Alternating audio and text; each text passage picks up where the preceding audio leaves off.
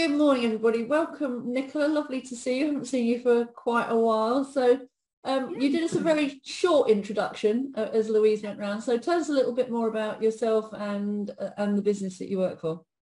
Yeah, so just whilst Louise isn't here as well, just a quick reminder that Louise did her wing walk yesterday. So everyone sort of needs to celebrate that. And it's her birthday on Monday as well.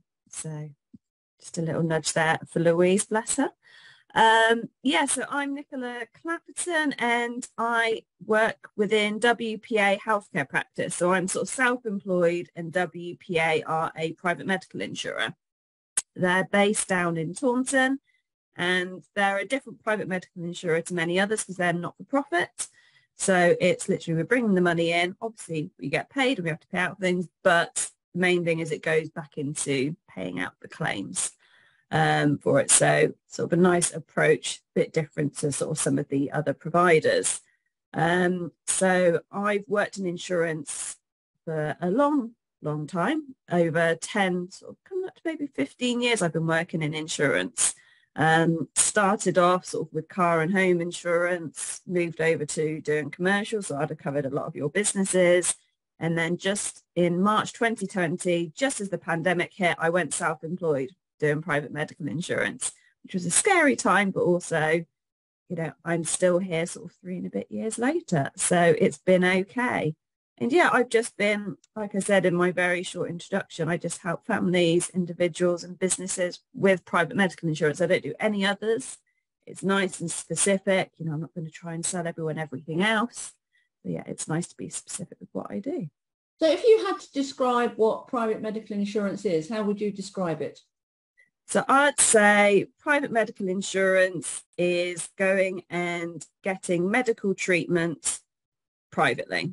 It is as simple as that. So rather than going to the NHS, you would go to your local Nuffield or to your local Spire hospital to get your diagnosis, your treatment, your surgery, your chiropractor, anything like that. So instead of going to your GP and being put on the NHS waiting list, you would then be given a letter and you would go privately for that in regards to sort of the speed and the service in regards to that privately. So that's the sort of very simple aspect of it is instead of the NHS, you go private. It's literally sort of as simple as that in very basic terms. In very basic terms. No, there's no reason why it needs to be complicated, is there? No. I mean, is there any preconceived ideas people have about private medical insurance that it is not? I think the preconceived ideas tend to be, what I always find interesting is people almost don't want to admit they have it because I think they think it's anti-NHS, which I sort of find very interesting because, you know, I've had family that sort of get covered through the NHS because we don't cover accident and emergency. So I have had a couple of companies go, well, I don't want to have to go to A&E. And I'm like, no, private hospitals here aren't set up to take in accident and emergency cases. So you have to go to A&E as normal in the case of an emergency.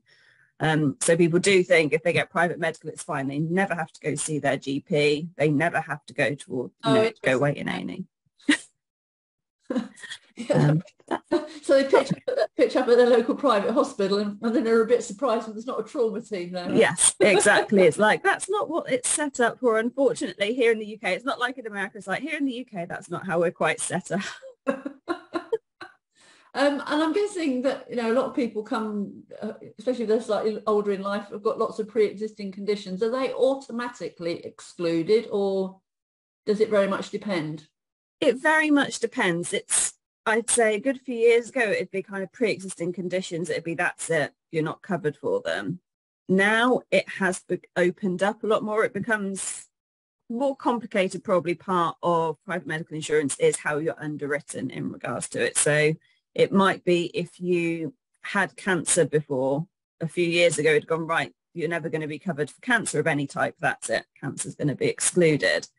Whilst now it might be actually, if you had the all clear for 6 years, that will then be classed as absolutely, you know, that's fine. It's been long enough. If touch wood, it wouldn't, but if the cancer came back, we would cover it again.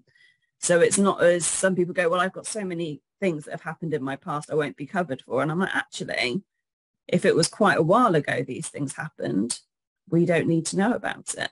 You know, it's kind of like almost tell me how long ago it was, but don't tell me exactly what it was. I don't need to know.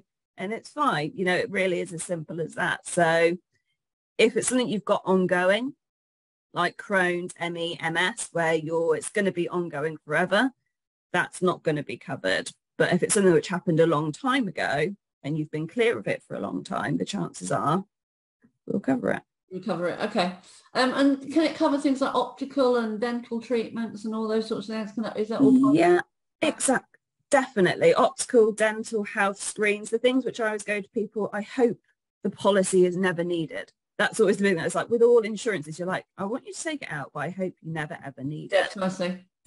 But optical and dental, I'm always very pushing with that. Like, don't forget, you have your optical, go have your eyes tested, go get your glasses, go to the dentist and have a check. I'm like, because those are parts of the policy, which, you know what, go and use. It's not going to make a difference to your premium if you use it. So just go and claim on it. I suppose that's what people are afraid of, though, is they do use it, that it counts as a claim effectively, and therefore. Exactly. Generally, with most policies, if it's your optical and dental, that doesn't class as being part of a claim sort of process. If you start going for obviously your x-rays and that side of it, that will start to affect the claim the premiums. But in regards to optical and dental, those are the bits that we all want you to use. And you'll have some policies, we have some policies that aren't claims rated at all. So I can be like, literally go and use it as much as you want to. It's not going to directly affect your claims. Okay. And your premium, yeah. So it basically for optical and dental would cover the routine stuff, but then obviously if there were specialist treatments or anything, that would be a different thing, yeah. Yeah. Fantastic. Okay. And then you've talked a little bit about cancer and things, but where is it, and does it cover all life-threatening conditions, or are there any that you would struggle to get insurance for? Not existing ones, but as they new ones. It will cover most things. Like I say, you have to go to A&E. So if you say had a heart attack, you would go into A&E. But once you're admitted into a hospital, in theory, if everyone agrees, you could move to a private hospital and say have a heart operation. Cancer, so policies, most of them automatically will cover cancer, and it will generally cover targeted cancer therapies as well. Oh, okay. So sort of it goes beyond just sort of your standard cancer care. But again, you could use the NHS for your cancer care. So I've got someone who went through really, really quickly with their cancer treatment on the NHS, but we've given them cash to say, well, sort of money to go, thank you for using the NHS. And we're like, now you're recovered, go use it on a holiday. Yeah. So there's lots of different sort of aspects of cover where we're like, actually, you didn't use us, so here you go, have some money for it. So there's different ways of claiming, but cancer and anything which is really serious, there are ways that we will look to cover you. We just wouldn't cover you if a consultant said, actually, no, I want you here in this hospital for this operation. We have to step back and go, okay, it's fine, we won't move you. Okay. So it sounds like it's very much on a case-by-case basis to a very large extent, yeah? It is for sort of, like I say, sort of where you've gone into A&E for a particular condition. It's very much down to the medical experts. And we have to obviously take what the medical experts say. And like in our head office, we have a chief medical officer as well who will look through cases and sort of say, okay, yes, I agree with that consultant. That person shouldn't be moved. So yeah, we have to take the medical experts. I'm not a medical expert. I have to say to everyone when people call me going, what about this? And I'm like, I don't know. I'm not a medical expert. I'm not a doctor. I suppose that's one of the dangers, is it, that people assume because you're representing the insurance that actually you're also an expert in all the conditions. And exactly, I'm getting better. I will say, I know more. There are some terms that come up. I'm like, yes, I know that, but yeah, I'm always like, yeah, don't come to me going, like say with doctors, you go up with a rash and things. I was like, I'm not. It'd be an interesting idea, wouldn't it, going to your health insurance provider for your diagnosis? Yeah, but it does happen. So in terms of how the medical insurance can be paid for, can businesses pay for it for their employees and directors and things, or does it have to be done by an individual? No, it can be either. So sort of I have a mix of, I have some families who take out cover, but primarily it tends to be self-employed people who take out cover for themselves and their family. So they can pay for it personally or they can pay for it through the business. in regards to that. So especially where they're self-employed, I think, in making sure they are treated quickly, they're not hanging around waiting for treatment. It's important because, like me being self-employed, your livelihood is you. So you need to be well to work. And for companies, it's a lot more common in regards to it that actually they're taking this out for staff. Like Jane will probably see a lot of that. You know, it's probably the most common thing now that sort of almost on a daily basis, it's a company going, can we take this out for our staff? You know, we need to make sure it will help us retain and recruit. And yeah, they can then pay for it through the business for their staff. Okay. So when somebody comes to you and is looking for health insurance, so obviously you take their details and go through all the fact gathering piece. What's then the process for finding the best solution for that particular customer? The best solution, like you say, a lot of it is finding out what they want. So because it's insurance, you know, it's highly regulated. So I have to have all my exams and things and stuff. And it is going through explaining who WPA are, what products we have, and going, okay, what is important to you? So that's always sort of the key question is, why are you coming to me? Because there's generally a story behind it. So like I say, for staff, generally it's, oh, someone's come and asked for it.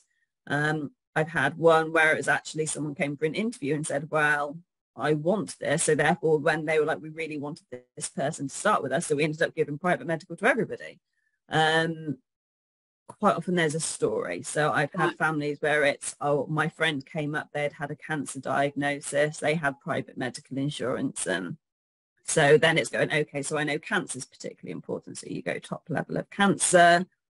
Do you have glasses? Are you going to need optical? And it's literally going through that process of what is important to them. Because I have people who don't take out cancer cover who have maybe gone, actually, my friend was looked after by the NHS so well locally, we don't want to pay for cancer cover. Okay.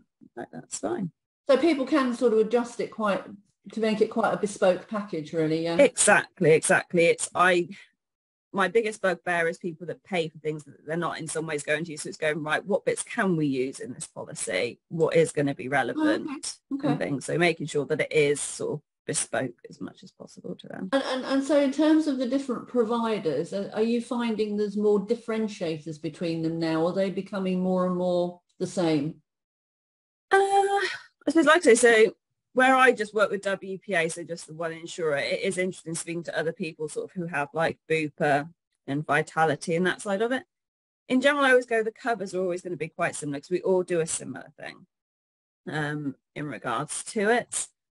Price-wise, again, it can vary, but it's the service levels. I think that's the biggest thing, like with all companies, it's the service levels that you see, which tend to be the biggest differentiating. Now, I know some providers that it's like a 40-minute wait time to sort of speak to anybody. For others, it's their apps go down quite a lot and things, so when you're trying to speak to anyone. So it's probably the service rather than necessarily the product itself. I think is the main thing. Yeah, okay.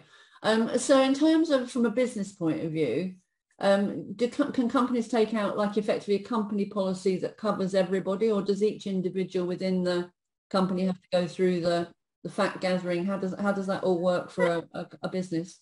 It depends. So some companies will, sometimes it depends if they've had cover or not before. So quite often it tends to be they'll come and go, right, can we have a quote for all the staff? And they tend to go, can we have sort of 3 levels of cover? So it might be that sort of staff come in at level 1. Then it's like, oh, actually, if you get promoted, you'll go up. So it's a nice staging effect to get people to stay in the company and work sort of to promote themselves up. Or it can be that actually they just do directors only, which directors always sort of are very into. They're like, oh, I feel really bad. I'm doing it just for myself. And I'm like, well, you're important to your business. If you're not well, your staff aren't going to have a business to work for. And then they might gradually then bring it on for the rest of the staff as well in regards to it. But yeah, it can be varied between the staff. It can be some companies even cover families, which is amazing. I've got a couple of companies that pay for all the families as well.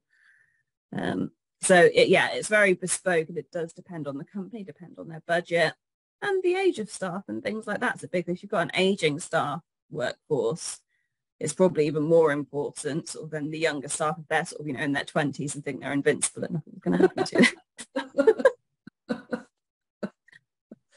And so are the premiums entirely driven by age and current health status, or are there other factors that get factored into there? Mainly age, so it's age rated, the level of cover, postcode is a key one as well. Oh, So it'd be if postcode. you're closer you get to London, the more expensive treatment tends to be. Oh, So I see. So that's driven because the cost of the treatment increases. cost of treatment areas will sort of work in I regards thought that might to be that. But yeah, age. I thought that might be saying certain postcodes are more dangerous to live in, you know. So There are certain postcodes where people maybe claim more. So therefore, if you're in a postcode where people tend to claim more, that's another reason. So it is postcode driven in regards to that postcode, age. If you've got a pre-existing condition, it's not any more expensive because we're not going to cover it. So if it's something which isn't going to be covered, we don't charge more for it. Yeah. And what about family history and stuff? Does that also get factored into the equation? It depends on the type of underwriting. So if we did full medical, so if anyone's got life insurance and you go through a list of a million questions and you ask about life and things like that, so that's when family history comes up. So if we did full medical underwriting, we have like a form like that which takes full details and family history, and we let you know what's excluded. So it might be, yes, actually, my mother had a breast cancer diagnosis at 45, and that could be something our underwriters say, okay, well, we're going to exclude that in regards to you. However, there's other underwriting options where that won't come up at all in a question, and therefore it won't be excluded. So that's when sort of it's judging and going, actually, then I might say to somebody, don't go full medical, because if we don't need to know about that, you'll be covered for it. And it's not going behind anyone's back. It's just purely the underwriting option. And that's when I'm there to sort of advise and go, hold on a sec, we won't do it this way. We'll do it a different way. And it doesn't affect the premium. It doesn't matter the premium. So and then in terms of how quickly the process works, if somebody sits down with you and you go through all the details and everything, how quickly can they then have their cover in place? Very quick. It depends on the size. So if it's an individual or a family, it can be, it's very rare that I'll sit in front of someone and sign them up straight away. I tend to always go, no, go away, have a read through and sort of is there a cooling off period for private health insurance? There's always a cooling off period if someone did sign up straight away. But yeah, I'm always like, no, I'll leave you with it and I'll come back. Because normally there's questions that will then sort of come through going, oh, actually, I just want to double check this. And things. So I always sort of leave it. But it can be literally within days. Sort of, you know, some companies come to me going, I want a quote. So I'll do a quote and it'll be 2 months. And then they'll come back and right, I want to go on cover. It's like, right, okay, these forms, I fill in as much as possible. They have to give me staff details, but it can be a really quick turnaround if it needs to be. So what final question for you, really, Riley? What do you most enjoy about what you do? I just enjoy talking to people. I think it's why I've just always been in insurance, because I just love chatting to people, finding out things. So especially when it's the stories behind why people are looking for the covers now. And I was very much in the corporate world before, so I'd be sat in front of a room of directors and things and stuff. So it's really nice now that I speak to individuals and find out about the families, and therefore, you know, I'll have sort of messages coming up about someone's birthday, so I always make sure I send a message out. But, you know, it's nice, it's the personal touch, and that's what I enjoy. It's not nice when a claim comes up, but it's also nice because I do like the fact that I am then supporting as soon as a claim comes in.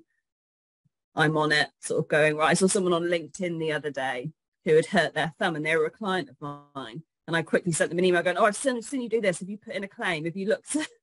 Trying to help. So I pick up things on social media where I'm like, right, client of mine's hurt themselves, right? Message them quickly. Oh, that's fantastic. I love that. So just before I hand back to Pete for the second interview, has anybody got any questions that they'd like to ask Nicala? Can I ask, up to what age will you cover? So in general, I say up to 65. We do have a new product coming out that will cover for older. But then I sort of do say, I'm always very honest and go, the older you get, the more expensive it's going to be. Yeah. So then I sort of am very clear with people in regards to what are you going to use in regards to that. So yeah, I'm always very honest going, it could be sort of £200-300 a month. Oh, wow. If you're going to spend that, then, you know, for a couple, like say 2 people sort of in their 60s, sort of late 60s, you know, so I'm always sort of very honest in regards to it. I'm like, actually, But on the other hand, it's going to be used probably more than likely. So. Probably true, isn't it? Yeah. Okay. Yeah. Anybody else? Bob? Yep. Nicola, do you know Mark Tomlinson? I do know Mark Tomlinson. Yes, he is sort of somewhere above me. That's right. Yeah, he's been there a long, long time. He has. Yeah, he's got a great catch line, and it's simply putting you in hospital quickly. That is it. Normally, I say I put people in hospital. That's normally my tagline. Is I put people in hospital. So if you add quickly to the end, you've made it. Thanks, Bob. Anybody else got any other questions for Nicola before I hand back to Pete and we get the second interview underway? Mark, you're on mute. Yeah, so yeah, I'm 63. I'm just curious that you talk about it gets more and more expensive. But if your health is good, can you not negotiate? Because I've got diabetes, which is managed by diet, and I've got atypical asthma, which is well managed by medication. But the rest of my health is damn good, for my age. So can you not negotiate a price saying, hang on a minute, from a genetic point of view, I'm likely to be living to at least 95, 96 based on my family history. Come on, give me a break. Unfortunately not. And it has come up before. I've spoken to people and they've gone, you know what, so you don't charge more because we've got a pre-existing condition because you're not going to cover it. But even though we're well, you're not going to give us a discount because we're very well. And it's like, unfortunately not. It's not. If you went for, say, a medical and came to us going, look at my health. Yeah, unfortunately, it's not something where we'd go. Yeah, I suppose the difference is Vitality does a little bit of it to some extent, where they go, if you do your steps in the day and things and stuff. But where's the incentive to be healthy then? If you're you're looking after your health, where's the incentive? Because you're being healthy, you go for your insurance, you're getting older, and we're going to charge you this. That's a big disincentive. I suppose the thing is, it is one of those where things do happen more as you get older still. So it is that things can come up, and it's those which can be a bad back, which isn't necessarily to do with health, but actually you pull your back doing something, which, I do, and I'm in my mid-30s, and therefore you need to go see a chiropractor. So it's not necessarily always to do with just your general health. It can be things which do crop up, which are the main claims, to be fair. It is your back issues and things and stuff like that, which aren't to do with your health. I'm a nurse, so I know about the back, so I look after my back, you see. So that's another thing. I was just thinking, it's almost like, hang on a minute, I'm in a no-win situation here. Know about my back, I'm a nurse, I'm fit and healthy, I look after myself, and I still get hammered. Sorry. Yeah. On positive note, yes, I'm going to hand you back to Pete. Okay. Thanks. Thanks, Nicola. Thanks, Nicola, and thanks, Jill. What a great conversation and a great end there. Now we're going to go straight to Mark and maybe extend a little bit of that thinking about how you keep your health together. Mark is he works in drama. He's worked in the medical areas as a career. As I said when we were just talking, I was talking a little bit earlier, I've got an arts background originally in the music industry, and I'm fascinated with what we do now with the business conversations we have about how arts and creativity are such a fundamental part of business innovation, health, just so many areas. And I think it's easy to say deeply under-recognized. It's not so much that it's deeply under-recognized, but actually because it doesn't so directly feed into a bottom profitable line, it has trouble getting the funding sometimes that it needs to, unless you can find a channel for that. So what we're going to explore now is a little bit of the actual, we see arts, when we think about arts in the business shows, we've got two various groups. We've got what we refer to as the performance arts, where people are directly involved in artistic output, in whether that's on stage or musically or create or fine arts or sculpture. And then, of course, we've got the creative industries that are embedded in business, where, videography and graphic design, web design, and what kind of game. So we're going to have a little bit of a conversation now with Mark, who works, I think, probably on the former side of that, certainly what you're doing here, as opposed to necessarily in your nursing career. And talk about how that can interact with life and and business and all the rest of things, and basically why you bring that to this particular party that we have here. Mark, can I just ask you first to reintroduce yourself, maybe a little bit of depth, a little bit of focus, and maybe describe the work you actually do, and then we can go from there. Mark, over to you. Okay, well, in very simple terms, you know, I'm a drama therapist, qualified drama therapist, and I've worked in mental health since '94, so like 28, 29 years. So I still practice as a psychiatric nurse. So lots of experience about working with people who struggle with their mental well-being. So in simplistic terms, drama therapy is like a psychological therapy that uses art and drama. That's in a nutshell. So the best way to try and I find to get people to think about the approach I take is you're going out to the theatre, you've got your popcorn, you've got this, you've ordered your interval drinks, etc. You're sat down in the seat and the curtain opens and you get music, dance, story, physical props that people use. They move, sometimes they might use masks, they use costumes.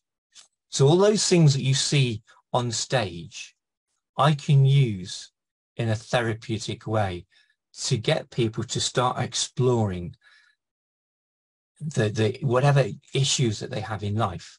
It could be attachment, it could be loss, it could be anger. So you name it, I can find a way to use a theatrical approach in a way that is non-threatening, that can be fun, that can be playful. And when you get to a position that's fun and playful, you start to reduce your defenses, which then opens the door for new insights and discoveries. And so you walk away in a different place with a different level of knowledge and a different sense of feeling. And that's of course what the arts can do. And if you think about, you know, watching a play, listening to a play on the radio while you're doing something else, it has the ability to create an artistic, a stimulating diversion in your mind and do very different things. Mark, turning to the business side of that, who would your clients be? Who would your ideal client be? You know, to walk through the door as a drama therapist. Right. This is one of the things that I've kind of really struggled with, in a sense that it's almost like what they say, you just don't say everybody, narrow it down. And so that's been one of my kind of conundrums. So I've tried to kind of condense this into a number of areas. So because I work in the public sector, and because of public sector workers have been under so much stress and pressure with pandemic and everything else, and also the fact they're not getting paid as much as they should, that there's a lot of burnout, a lot of exhaustion. So for me, public sector, and also the private healthcare sector, because they're also, you know, having to cope with so much. Corporate business. And it's interesting because Nicala said earlier on, you need to be well to work. Creativity, the arts, offer the opportunity for corporate business to have away days that is so different to your bog standard, often where you're sat in a stuffy room. Here's the PowerPoint. Let's discuss the PowerPoint. Oh my goodness me. How, pardon the pun, if anybody does do it, but to me it's quite dull. But to get up, move around, be creative has a much more powerful way of offering corporate businesses a way to really explore. Now, I could run a workshop for a corporate business, and I could run the workshop in a way that, say, for example, you've got 12 employees. I could run a workshop whereby every employee could open up to how they're feeling without anybody else in the group knowing that person owns that feeling. So if you've got a corporate away day and the business is really struggling because there's lack of communication, people's health is not good, they're not communicating, etc., I could run a workshop whereby you have a collective sense of where that organization is with their emotions, their feelings, their mental health, simply by doing a very basic exercise, which I've not come across anyone else has ever done before, or they may have done, but I'm not aware of anybody using it. It's such a simplistic technique, but it's so incredibly powerful. I can absolutely relate to that. couple of things come to my mind in that, and you're in emotional intelligence there, but also there are a number of things. It's reasonably well, there's a simple thing, deep breathing we know helps, and it's physical distractions. And there's a question, I guess, that comes to my mind is how you relate, it's not going to be a black and white answer here, mental health and physical health. And they both come together in this. I for many years would site manage festivals, and we'd be doing a changeover meeting in the morning, and we'd have a team who'd been on possibly quite a busy night and a team coming on in the morning.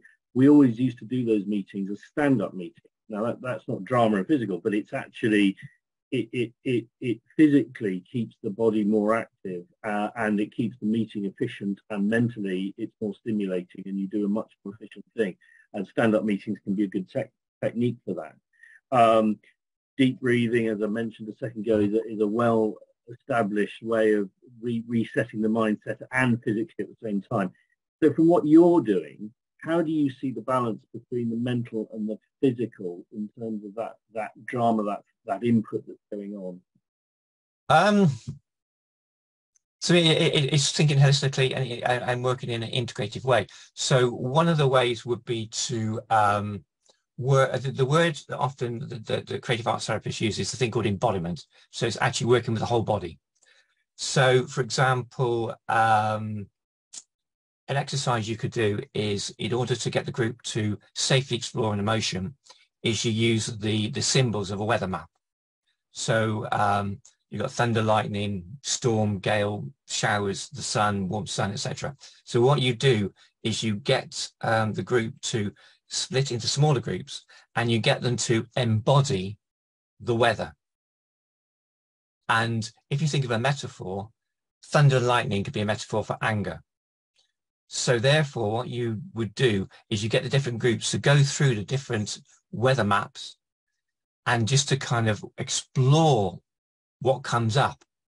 And then what you can do, you can then almost like debrief. So you maybe get people to go back into groups of 4 or to pair up, and then to cognitively and to analyze what was coming up for them through their bodies. So you make that physical embodiment connection to what comes up in the head. So you make that kind of connection, because so often we're disconnected. Brilliant. And sometimes what happens is that the disconnect ends up in a 999 call, a blue flashing light because a person's had a cardiac arrest because they haven't connected with their body, because they've ignored the messages and they've not worked holistically with the mind, the body, the soul, the spirit. That's a great way, and you're saying though, of linking that physical and mental. It's all such a holistic approach. I love that. That's brilliant. Okay, what a nightmare of a business to market. Because how do you get that over in a concise marketing message? Okay, so how do you go about marketing it? Now that's the conundrum. Because the thing is, drama is quite a scary thing for a lot of people. I suppose as you think of your bad experience at school, drama, is standing up in front of people and having to deliver. So what I try to say to people, it's adaptive forms of drama, it's other art forms. And life is, we punish ourselves and we judge ourselves, and other people judge us for making mistakes and get things wrong. So where can you go to practice that in this safe therapeutic space? A workshop with myself. So, and the other thing is that you don't have to be a Shakespearean actor to come along to workshop, and something, oh, quick, you need drama. Oh, grandma, I must have done a master's, or I must have done an O-level. Rubbish. No, anybody can come along. It's trying to debunk. You think of little kids when they play, they're playful. Take yourself back to when you were kids and you were playing with cardboard boxes. Just making dens.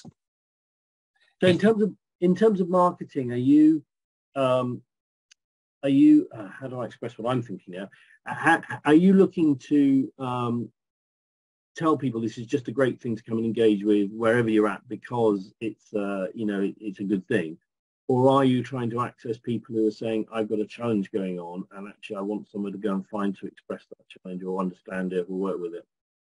It's a bit of both. I mean, certainly the last point you make there, Pete, absolutely is people have a challenge. A good example is that I did work with someone in London and did some training around using drama to help manage social anxiety. So I did a 6 weekends. So I could use a drama approach to help people manage social anxiety, because by using drama, you can be in two places at the same time. You can be your true authentic self, but you then have a masked costumes. So you get your person into character. And by being in character, you're in a different place, but you're still in the same place because you're in within your body. Mm. And because social anxiety is about the fear of getting things wrong, of being judged, you can rehearse and play things. You'd be playful. So it's a way of saying to people, yeah, you can banish those anxieties and you can have great fun. And no one's there to judge you. Can't get it wrong. And with the corporate world, you know, a good example is at the moment, the number of people who are off sick, I think is its highest ever level on long-term sick people off sick. And what's the one thing that cripples businesses? Or sickness, high turnover, low morale, cost. But if you've got a team that understands each other, understands the emotions, and one of the things you could do with a business is use a weather map.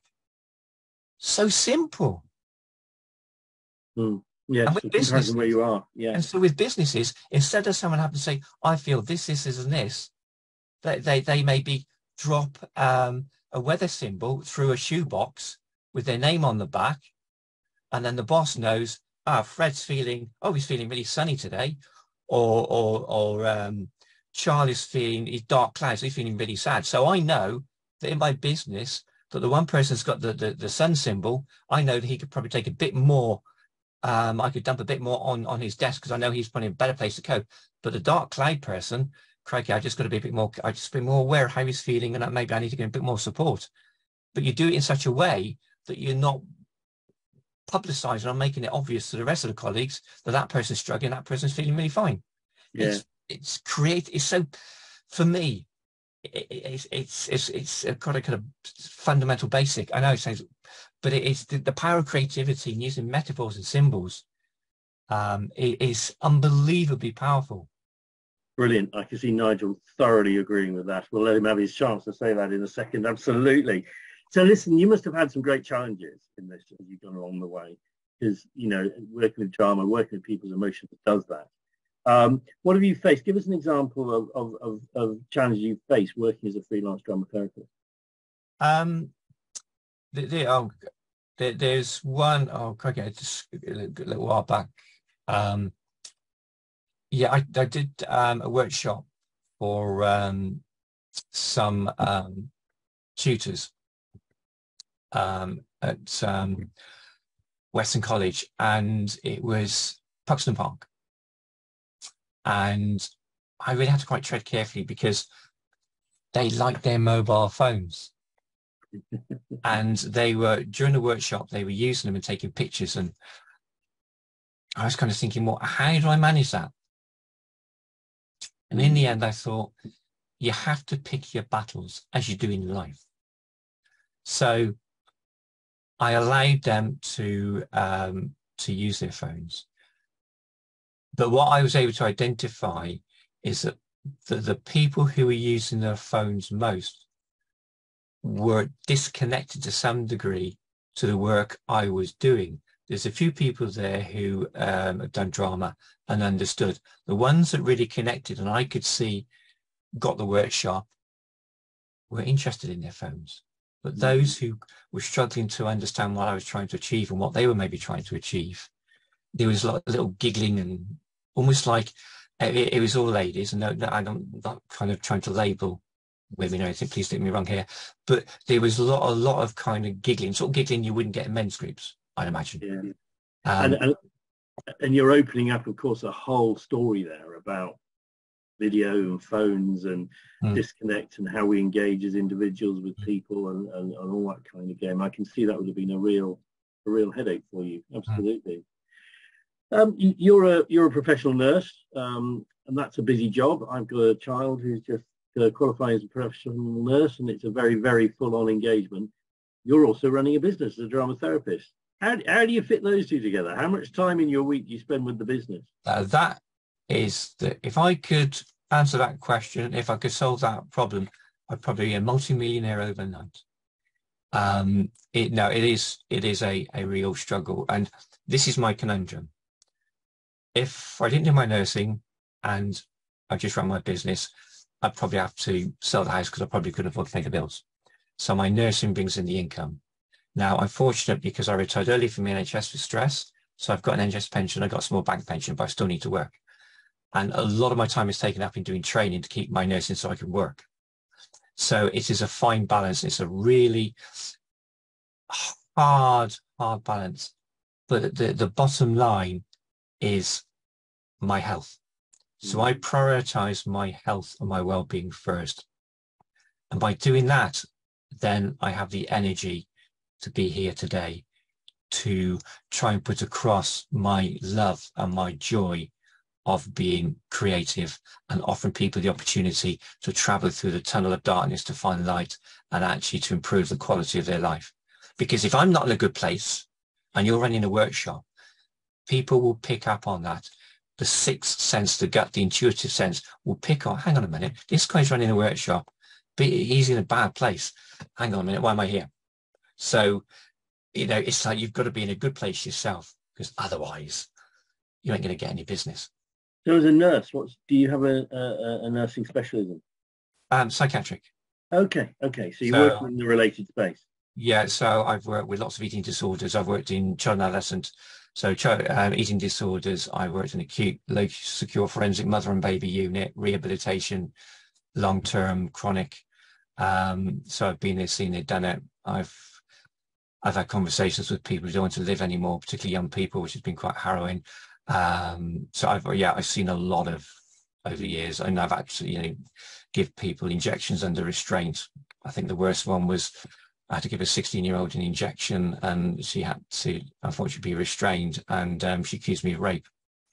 But legally, I had the legal powers to do that, and I didn't want to do it, but I had no choice because I was only qualified on. And she was shouting and screaming and calling me all the names under the sun. You're raping me, and it's like, whoa. But that's part of the job, sadly. Yeah. Gosh, okay. So has anyone just got a minute or so? If anyone's got any questions, Nigel, I can see you're bursting at the seams to agree. I'm sure. Go on, fire it. The floor is yours. So many questions. Fascinating area. It's really vital, as John had said, to narrow down your ideal customer and the persona he mentions in the chat there, and how it's conventional in business to say things are going well. So the conflict between that and people revealing themselves truly in a very authentic way it can throw up all sorts of issues, like afterwards, so dealing with the consequences. So that's all I've got time to ask. Well, what I would do there, Nigel, is if I was able to link up with a corporate business, what I would look to do, and I say to the business, okay, we're doing this workshop, maybe this one where people reveal their feelings but anonymously. I say, okay, let's come back in 6 months' time, maybe 3 months' time. So you've had the time to reflect. So where's the business? What's the turnover like? How have your profits increased? What's the culture like? What's the communication like? And then explore the changes through creativity. Laura's popped a question in the chat.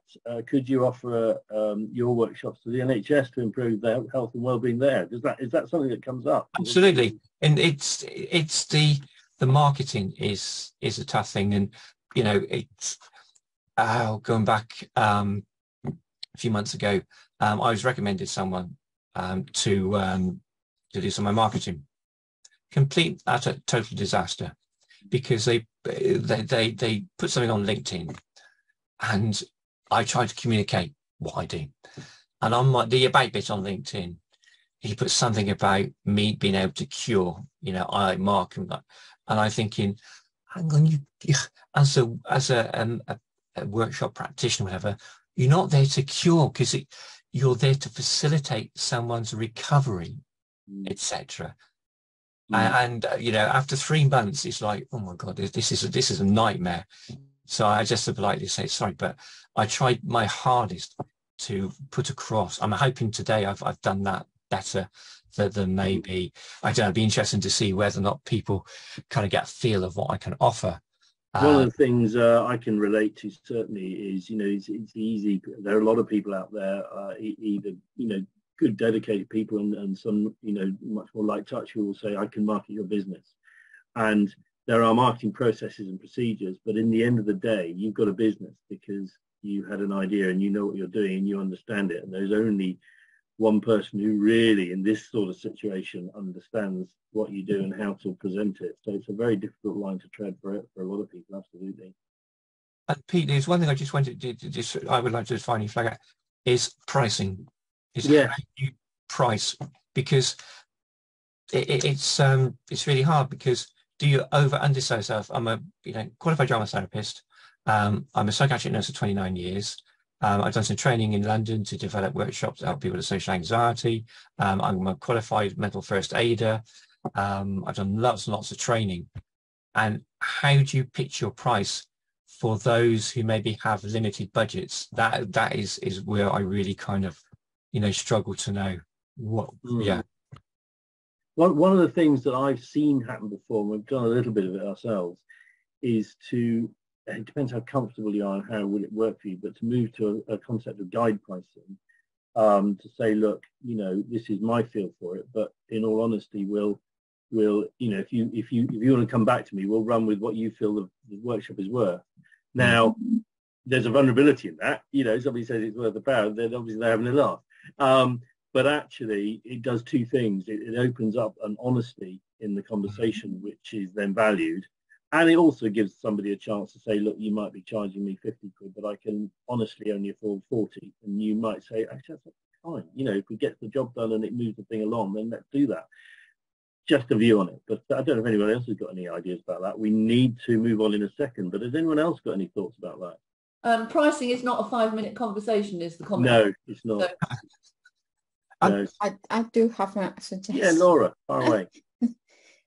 I think what you're very well prepared, but the price comes with the audience and your market.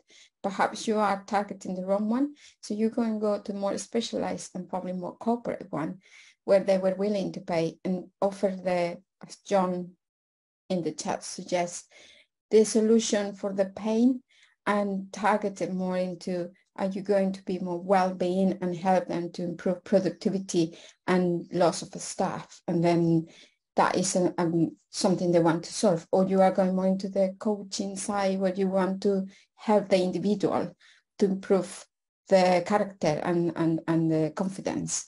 So it's just like came to my head and just put it there. Thank you. So we need to we need to move on now, otherwise Jill's going to get squashed out. So I told you that. Is it possible? The most important thing I forgot to say, I work outdoors with nature as well. Good for you. I'm really sorry. That really important. No, absolutely. Work with nature. So well. I'm sure, Mark, I'm sure you've got your details in the chat box. Thanks, Pete. Absolutely. Do save down the chat box. There are a couple of things there which I'm sure might spark some ongoing conversations. That question from Mark about pricing, some of the things that he's dealing with there, these are not 2-second conversations. I would urge anybody to pick that discussion up with Mark and just explore the dialogue for a bit. Mark, thank you so much for that. Thank you, really interesting discussion.